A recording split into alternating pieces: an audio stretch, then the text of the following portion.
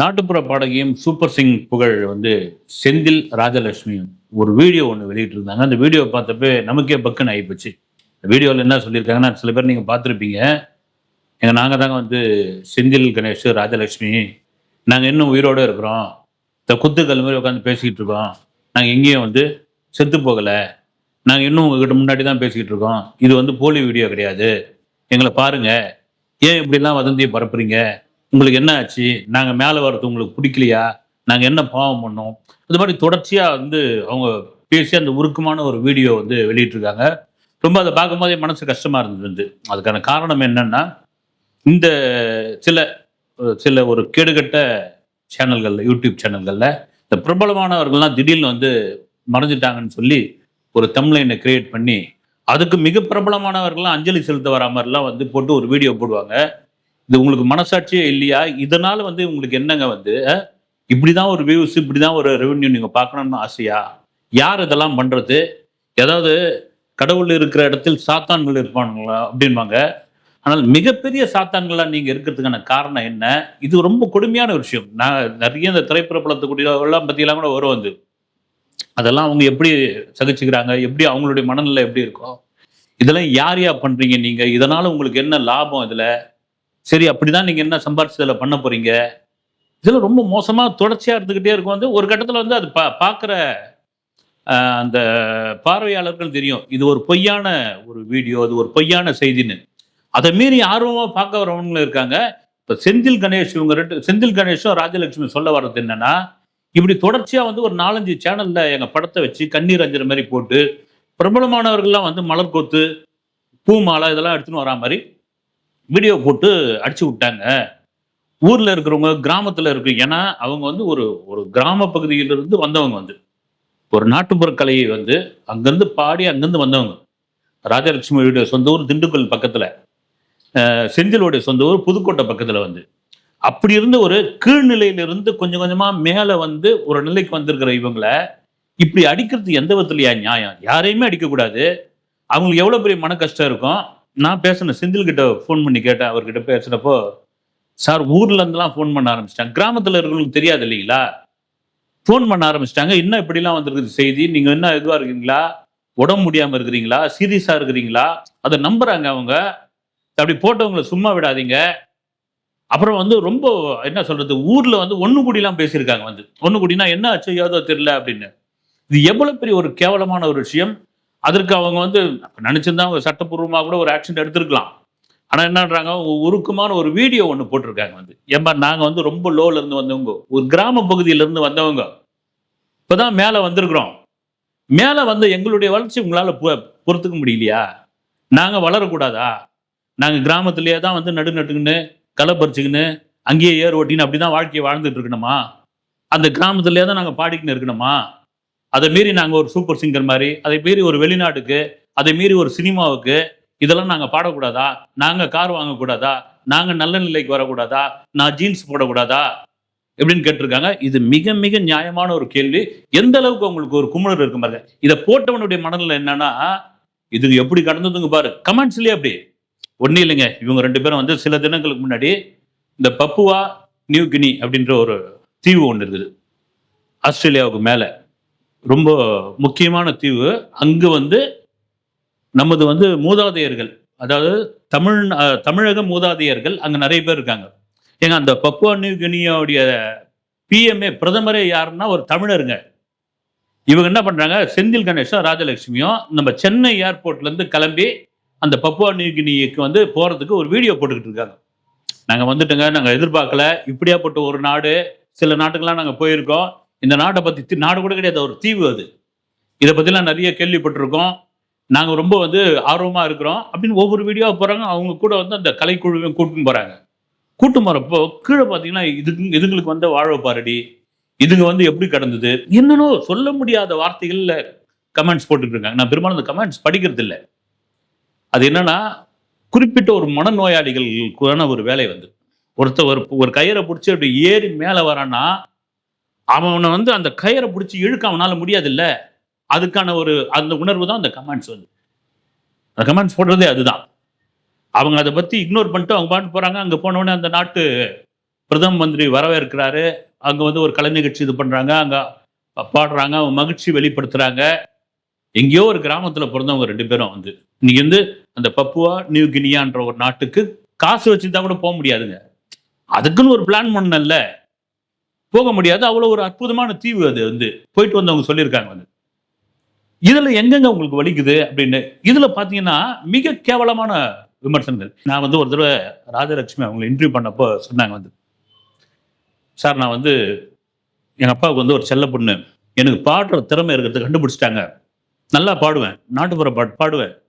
கழனிக்காட்டுல பாடுவேன். அந்த கழனிக்காட்டுல பாடுனத ஒரு கச்சேரிக்காரங்க பார்த்துட்டாங்க.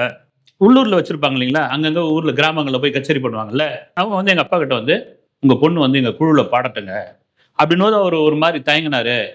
"வேணாங்க இந்த ஊர்ல ஒரு மாரி பேசுவாங்கங்க. ஏங்க?" அப்படின்னோனே, "இல்லங்க. ஒரு திறமையான பொண்ணு. ஊர்ல 1000 பேசுவாங்க. இப்ப எங்க கச்சேரிக்கு வந்து பாடுனா அவங்க திறமை வெளிப்படும். எங்களுக்கும் வந்து ஒரு பேரு கிடைக்கும்." அப்படின்னும்போது அப்படி போய் நான் பாட ஆரம்பிச்சேன். பக்கத்து ஊர்ல பாட ஆரம்பிச்சேன். அடுத்த ஊர்ல பாட ஆரம்பிச்சேன். அந்த கச்சேரி முடிஞ்சு ஒரு 2 மணி, 3 மணி வாக்குல வந்து திரும்ப வீட்டுக்கு வருவேன். வீட்டுக்கு வந்தப்போ அந்த ஊர்ல நின்னுகின்னு எல்லாரும் வந்து, "இது பாத்தியா? இத அவுத்து விட்டாங்க. இது பாட்டுக்கு திரியுது பாரு." என் காது கூடவே பேசுவாங்க. சரி கிராமத்துல இப்படிதான் பேசுவாங்க அப்படின்னு நான் அத ஒரு கட்டத்துல விட்டுட்டேன். எங்க அப்பாவால அத பொறுக்க முடியல. சரி நீ வாம்மான்னு சொல்லி ஒவ்வொரு கச்சேரிக்கும் என் கூடவே எங்க அப்பா வருவாரு. நான் இந்த அளவுக்கு வளர்ந்ததற்கு காரணமே எங்க அப்பா தான். ஒரு பெண்ணுடைய இது அதுதானங்க வந்து. ஒரு தந்தைக்கு தானே தெரியும் ஒரு. தன் மகளுடைய அன்பு, மகளுடைய ஒரு திறமை, மகளுடைய பாசம் தாயை விட தந்தைக்கு தான் தெரியும். அப்படி எங்க அப்பா வந்து ஒரு அரணா என் கூட வந்துட்டு இருந்தாரு. ஒரு கட்டத்துக்கு அப்புறம் வந்து அவர் வந்து செந்திலும் நானும் இணைந்து பாட ஆரம்பிச்சோம். அப்புறம் சூப்பர் சிங்கர்ன்ற ஒரு பொன்னான வாய்ப்பு எங்களுக்கு கிடைச்சது. அந்த பொன்னான வாய்ப்பு கிடைச்சப்போ ஒரு 20 எபிசோட் அதுல வந்து பாடுனோம். நாங்க உலக அளவில் மிக பிரபலமானோம். எங்கேயோ திண்டுக்கல் பக்கத்துல ஒரு சின்ன ஊர்ல இருந்த நானும், ஏதோ புதுக்கோட்டை பக்கத்துல இருந்த அவரும் வந்து உலக அளவில் கொண்டு வந்ததுக்கு விஜய் டிவிக்கு சூப்பர் சிங்கர் பெரும் புகழ் உண்டு.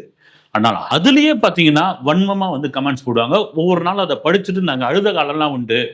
அப்ப இருக்கிறவங்கலாம் பார்ப்பாங்க, "இதெல்லாம் படிக்காதீங்க. இதெல்லாம் விட்டுருங்க" அப்படின்னு. ஒரு சமயம் வந்து எந்திரன் படத்துக்கு வந்து ஒரு பாட்டுக்கு டான்ஸ் ஆடணும். அப்ப வந்து கண்டாங்கி சேலை கட்டின்னு ஆட முடியாது. நான் பெரும்பாலும் கண்டாங்கி சேலை கட்டின்னு தான் ஆடுவேன். அதுவும் வந்து ராஜலட்சுமி வந்து பாடும்பொழுது, அந்த பாட்டின் வரிக்கு ஏத்த மாரி ரியாக்ஷன் குடுப்பாங்க. ஒரு கோபமா பாடும்போது, அந்த கோபமான முகத்த வச்சுக்கிட்டு, சந்தோஷமா பாடும்போது, அதுக்கெல்லாம் கூட கீழ மோசமான வந்து இது பண்ணுவாங்களாம், விமர்சனம் பண்ணுவாங்களாம் அது. இப்படி இருக்கும் பொழுது, இந்த கண்டாங்கி சேலை இந்த பாட்டுக்கு சரி வராதுங்க. மாடர்ன் டிரெஸ் பண்ணோனே அலறி போயிருக்காங்க. ஏங்க கண்டாங்கி சேலை கட்டின்னு போடுறதுக்கே இப்படிலாம் கும்பிடுறாங்க எங்கள போட்டு. இந்த மாடர்ன் டிரெஸ் ஏங்க அப்படின்னா, உங்களுக்கு வந்து ஸ்லீவ்லெஸ்ஸோ அல்லது வேற வந்து ஆபாசமான உடைய கிடையாது. ஒரு மாடர்ன் டிரெஸ் போடுங்க நீங்க. இதுல என்ன தவறு இருக்குது? இன்னும் ஏன் இதுவா இருக்கிறீங்க? 1000 பேர் ஊர் 1000 பேச தான் செய்வானுங்க. அத பத்திலாம் நீங்க கவலையே படாதீங்க. போடுங்க அப்படின்னு சொல்லி, அந்த பாட்டுக்கு வந்து போட்டு அத வந்து பாடியிருந்தாங்க வந்து. அந்த வீடியோ வந்த பிறகு எத்தனை வன்மம் முடிச்சவங்க இருக்காங்க, எத்தனை மனநோயாளிகள் இருக்காங்கன்னு நமக்கே தெரியும். அப்படியெல்லாம் திட்டிட்டு இருந்தாங்க. அதுக்கு வந்து மனசு நொந்து செந்திலும், அவருடைய துணைவியார் ராஜலட்சுமி வந்து ஒரு நாள் முழுக்க சாப்பிடாம இருந்திருக்காங்க. இருக்கும் தானே வந்து இப்ப நம்ம என்னன்னா, எப்பவுமே வந்து ரொம்ப லோ லெவல்ல இருந்து ஒருத்தன் முன்னேறி வரான்னு வச்சுக்கங்க. அவன நீங்க அடி அடி அடின்னு அடிச்சீங்கன்னா, அவனுக்கு கோபத்தை தாண்டி அழுகை தான் அதிகமா வரும். கோபம் ஒரு பக்கம் இருந்தா கூட ரொம்ப அழுகை தான் வரும் அது. என்னடா நாம இவ்வளோ காலம் இந்த சமுதாயத்துல கீழ தான் கிடக்கணுமா? நாம வந்து மேல ஏறி வரக்கூடாதா? நாம மேல ஏறி வந்தா அடிக்கிறவன் பூரா யார் தெரியுங்களா? மேல இருக்கிறவன் நிச்சயம் அடிக்க மாட்டான். இந்த கீழ இருக்கிறவன் தான். என்னடா நம்மளா கூட இருந்தான், நம்மளா கூட டீ சாப்பிட்டுட்டு இருந்தான், நம்மளா கூட வந்து சோறு சாப்பிட்டுட்டு இருந்தான், நம்மளா கூட படம் பார்த்துக்கிட்டு இருந்தான். இன்னைக்கு திடுதிப்புன்னு மேல போயிட்டானுன்ற அந்த காழ்ப்புணர்ச்சி இருக்குல்ல, அதனுடைய வெளிப்பாடு தான். அதன் பிறகு வந்து அந்த நிகழ்ச்சி ஏற்பாட்டாளர் வந்து அவங்க வந்து திட்டியிருக்காங்க. இப்படிலாம் பயந்துகிட்டு, இப்படிலாம் சாப்பிடாம இருந்து, இதுக்கெல்லாம் கவலைப்பட்டீங்கன்னா அடுத்த லெவலுக்கு நீங்க போகவே முடியாது. நீங்க பாட்டுன்னு உங்க வேலைய பாருங்க. எத பத்தியும் கண்டுக்காதீங்கன்னு. அதன் பிறகு தான் உலகம் முழுக்க சுத்த ஆரம்பிச்சாங்க. குறிப்பா நான் இன்னைக்கு அது சம்பந்தமா செந்தில் கிட்ட பேசும்போது அதான் சொன்னாரு. "அண்ணே நான் வந்து அதாவது வந்து கச்சேரி இருக்கிற நேரத்துல சாலிகிராமத்துல எங்களுக்கு ஒரு வீடு இருக்குது. அந்த வீட நாங்க எடுத்து வச்சிருக்கிறோம். அங்க வந்து நாங்களும் வந்து தங்கிட்டு இங்க கச்சேரியோ, ரெக்கார்டிங்கோ ஏதாவது இருந்தா முடிச்சுட்டு போயிடுவோம். ஊர்ல மாமியார் வீட்ல அதான் ராஜலட்சுமி ஊர்ல வந்து அந்த திண்டுக்கல் பக்கத்துல குழந்தைங்கலாம் படிக்கிறாங்க. எங்க ஊருக்கு போய் அங்க இருக்கிற சொந்த பந்தத்த அங்க இருக்கிறவங்கள பார்த்துட்டு வரோம். இப்படியா ஒரு டிராவல் பண்ணிக்கிட்டு இப்படி ஒரு வாழ்க்கை வாழ்ந்துகிட்டு இருக்கோம். இதுக்கிடையில எங்களுக்கு வந்து பெரிய உயிர் மூச்சா இருக்கிறது இந்த நாட்டுப்புற பாடல்களும், இந்த கச்சேரியும் தான். அதை தாண்டி நாங்கள் உலகம் முழுக்க போகிறது யாருக்கு எந்த விதத்தில் காண்டாவதுன்னு தெரியல. ஒரு கட்டத்துக்கு எல்லை மீறி வந்து எங்களுக்கு வந்து இரங்கல் செய்தி, இரங்கல் போஸ்டரு, இறப்பு செய்தியை போடுறது எந்த விதத்தில் நியாயன அப்படின்னு அவரால் தாங்க முடியல. அது காரணம் என்னன்னா, ஒரு வெகுளியா ஒரு நம்ம கிராமத்தில் எப்படி இருப்பாங்க வந்து ஒன்றும் வெள்ளந்தியா தான் இருப்பாங்க. இன்னைக்கு என்னதான் செல்போன் பயன்பாடு, லேப்டாப்பை வச்சிருந்தா கூட அந்த மண் சார்ந்த ஒரு விஷயம் இருக்கு இல்லைங்களா, அதுல இருந்து மீளாத மனிதர்களா தான் இருக்காங்க. அப்படி இருக்கிற எங்களை போட்டு இந்த அடி அடிச்சா எந்த விதத்துல நியாயம் அப்படின்போது நான் திரும்ப சொன்னதுதான் வந்து நீங்க அதை பத்தி கண்டுக்காதீங்க.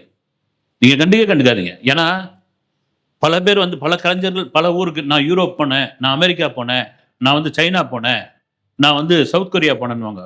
ஆனால் ஒரு முக்கியமான ஒரு தீவு வந்து தமிழர்கள் நம்ம மூதாதையர்கள் காலகாலமாக இருக்கிறவங்க தமிழ் பேச தெரியுமா தெரியாதான்னு தெரியாது. அப்படியேப்பட்ட ஒரு தீவுக்கே நீங்க போயிட்டு வந்துட்டீங்க. இதை விட வேற என்னங்க வேணும்? இதெல்லாம் ஐ டோன்ட் கேர்னு தள்ளி விடுங்க நீங்க அப்படின்னு அவருக்கு சொன்ன பிறகு அந்த சமயத்தெல்லாம் பார்த்தீங்கன்னா இந்த மாதிரி மீடியாக்கள் வராத காலகட்டங்களில் அப்போல்லாம் அந்த திரைப்பிரபலங்கள் மிக பிரபலமானவர்கள்லாம் பழி வாங்கணும், அவங்கள வந்து வெறுப்பேற்றணும், அவங்க மேலே காண்டாயிட்டா என்ன பண்ணுவாங்க தெரியுங்களா? இந்த அவங்க இறந்து போயிட்டு தான் செய்தியை வந்து போஸ்டர் அடிச்சு அவங்க இருக்கிற தெரு முழுக்க அடிச்சு ஓட்டுறது, வீட்டில் ஓட்டுறது ஒட்டிட்டு போயிடுவாங்க. காலையில் எழுந்த உடனே அவங்களோட மனநிலை எப்படி இருக்கும் வந்து பாலகுமாரன் எழுத்தாளர் பாலகுமாரன் சொல்லுவார் வந்து இறப்பு பத்தியான கதைகள்லையோ இறப்பு பத்தியான எழுத்தையோ வந்து கொண்டு வரக்கூடாது.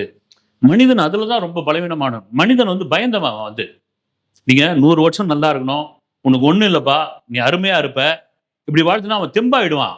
அவனை போய் நீ வந்து உனக்கு இந்த நேரத்துல இதுவாயிடும், அந்த நேரத்துல இதுவாயிடும் அப்படின்னா அவன் வந்து மன ரீதியா உடைஞ்சு போயிடுவான். அதனால்தான் நான் வந்து என்னுடைய கதைகள்ல அந்த செத்த இதுவெல்லாம் அந்த இறப்பு பத்தியான இதுவெல்லாம் நான் கொண்டு வரவே மாட்டேன். பாசிட்டிவான விஷயங்களை சொல்லுவேன், பாசிட்டிவா தான் எதையும் இது பண்ணுவேன். அந்த பாசிட்டிவான விஷயங்கள் பாசிட்டிவான மனிதனுக்கு வந்து ஒரு உயிர் பூப்பாக இருக்கும் அப்படின்னு சொல்லுவார் வந்து. அதை போலதான் இந்த நம்முடைய பாரம்பரியமான இந்த நாட்டுப்புற கலையை இன்னைக்கு உலகம் முழுக்க பரவி பாடிக்கிட்டு இருக்கிற செந்தில் கணேஷ், ராஜலட்சுமி இப்படி மோசமான வகையில் இவங்க வந்து இப்படி போட்டு இது பண்றதுனால அவங்களுடைய புகழ் ஒன்றும் குறைஞ்சிடாது, இன்னும் மென்மேல தான் அவங்க வளருவாங்க. ஒரு தடவை கூட சொல்லியிருந்தாங்க, ஜீன்ஸ் போட்டுக்கிட்டு நான் வந்து போயிருந்தப்போ அப்படி வந்து என்னை தூத்துனாங்க யார் ராஜலட்சுமி. நான் ஏன் ஜீன்ஸ் போடக்கூடாதா அப்படின்னு கேட்டுருந்தாங்க. நீங்க ஜீன்ஸ் என்ன கட்டே போடலாம், இந்த உலகத்தில் எவனும் கேட்கறதுக்கு ஆள் இல்லை. வந்து பெண்களுக்கு இப்படிதான் உடை அணின்னு ஏதாவது இருக்கா? நீங்க பாட்டுன்னு ராஜலட்சுமி உங்க வேலையை தொடருங்க. அடுத்த வீடியோவில் சந்திக்கிறேன். நன்றி.